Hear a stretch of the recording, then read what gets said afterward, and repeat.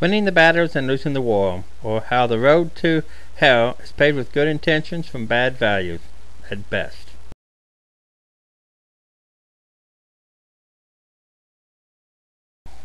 More fortunate or unfortunate than all the battles Pierce won was how his expensive battles bankrupted his lines of communication, resulting in his employers losing the war. Pierce won his battles using the latest expensive new technology, elephants. His economic support system could not afford this technology, with a bankruptcy of his city-state in Greece, which made it vulnerable to later invasions.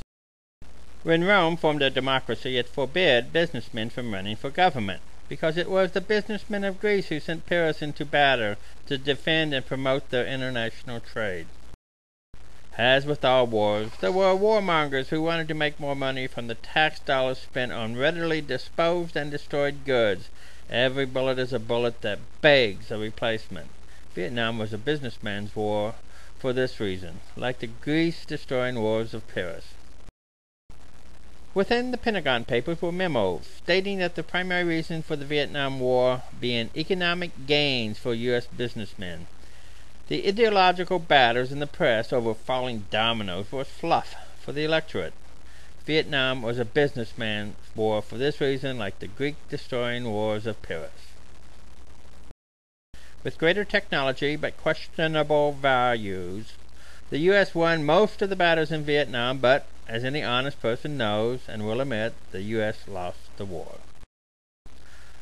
Vietnam is an example of how the road to hell is paved with good intentions from bad values. 10 days after taking the oath of office, George Tucker Bush held a cabinet meeting in the White House to establish a plan for attacking Iraq. When the attack began, the only post-invasion directives were taking over the oil ministry. No securing of weapons, which later became the IEDs. Was there ever a war in which the leaders claimed terrorism against the homeland? Yes, but few. Hitler was not the first nor the last. The Iraqi war was a farce because the 9/11 New York terrorist attack did not originate in Iraq, and no weapons of mass destruction were ever found in Iraq. Was it a failure of intelligence or a fabrication?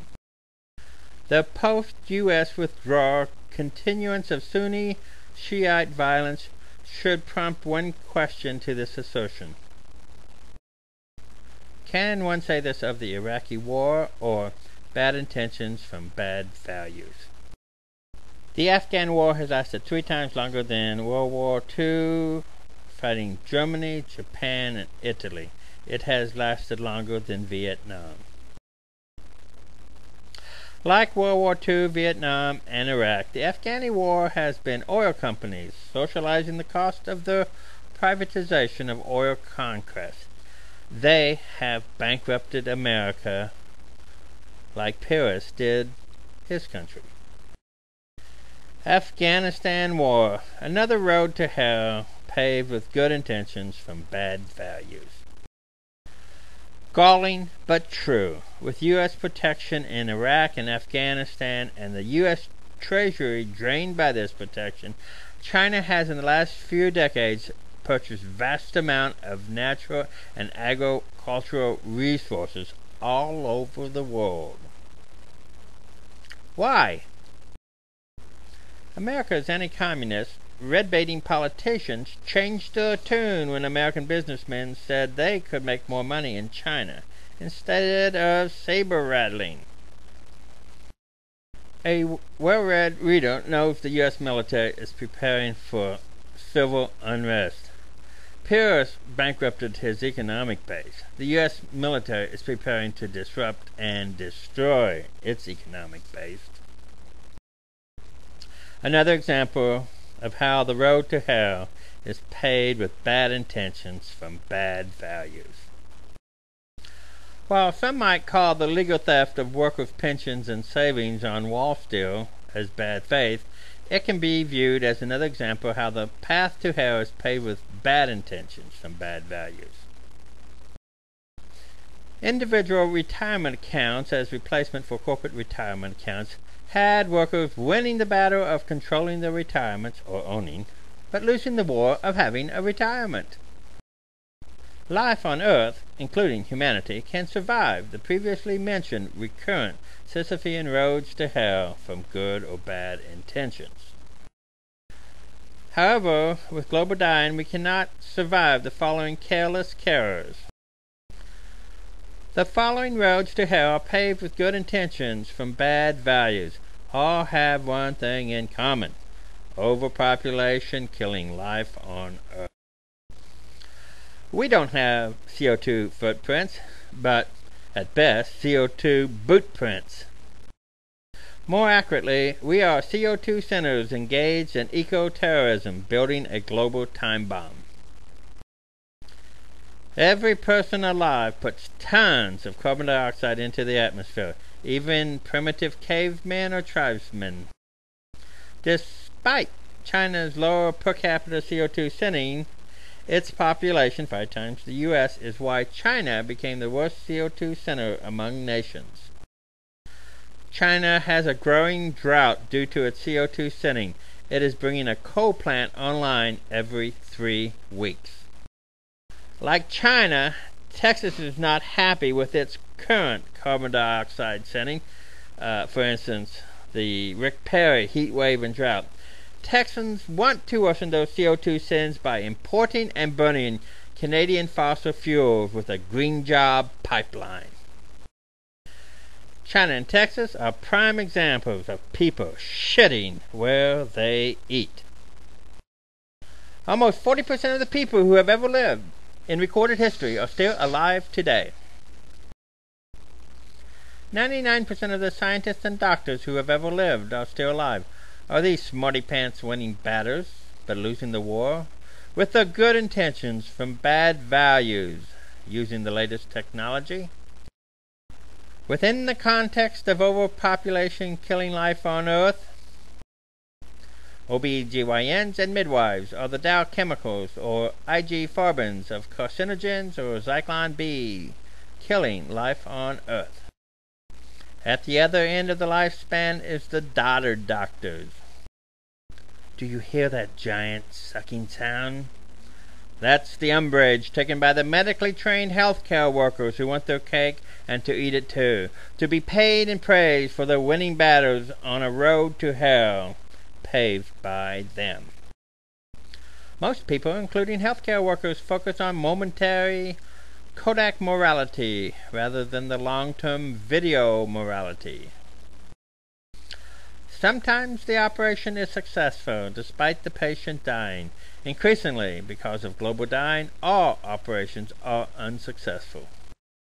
The old saying back home was, taxation is okay as long as the government taxes only the man behind the tree. This attitude extends to sacrifices to save life on Earth. Leave my loved ones alone. Yours should die. All entitlements represent how the dying generation has lived beyond its means. That is, financially killing its descendants. Worse, the elderly are leaving their kids and grandkids a dying planet upon which no one will be alive by 2030. In general, help that does not help the helpless to help themselves is not help. Worse is help from which the cure is worse than the disease. Each life saved by technology digs deeper the abyss into which life on Earth is falling. No, I want you to know someone out there is killing you. Are wailing ambulance saving lives or killing lives? How about Doctors Without Borders? Food banks? Did her saving lives mean lives of hell on Earth? Sounds good. Sounds pretty. But without questioning one's values and intentions, caring is the road to hell from good intentions based on bad values at best. It is only a matter of time before we wish we had done this. On a sinking ship, should we care for the cruise director who keeps trying to organize people to play games or attend church services? Likewise on our sinking planet, should we care for those whose actions are killing life on Earth? On a sinking ship, the only thing worse than the suicide of apathy is the suicide of caring carelessly. The next time you see an air ambulance or see a road ambulance, recognize that these caregivers are speeding up the end of life on Earth. Clarence said that every time a bell rings, an angel gets its wings. With CO2 sending, every time an ambulance shrills, the devil banks the files of hell. Where was the war to save life on Earth lost? From whence did all the bad values come behind the good intentions that paved the road to hell on Earth? The anti-knowledge ideologies of religions have encouraged ignorance by promising out-of-this-world things that are counter to life on Earth. By emphasizing life elsewhere, they have demeaned life on Earth. Islam's polygamous mullahs compensate wifeless males by promising them dozens of virgins in paradise. Christian leaders soothe the potentially angry masses with homilies like, "Suffer little children to come unto me."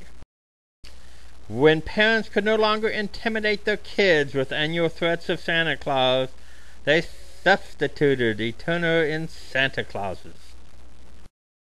When pro-life is pro-litter on an overpopulated planet, then having a baby is worse than aborting the fetus. You are killing the baby, the mother, and the rest of life on Earth. If Mother Earth cannot afford it, then no mother can afford it. And Mother Nature not only proved it, but is proving it at an ever faster rate. Global dying from human CO2 sending. This is hideous. This is more hideous.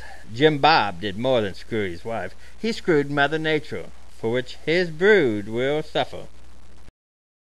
Most parents will not publicly admit what they express privately. I wish I had no kids, or at least had them later. The technology used in the battle to save lives is losing the war of saving life on Earth. The road to hell on Earth is paved with the blind intentions of ignorant people.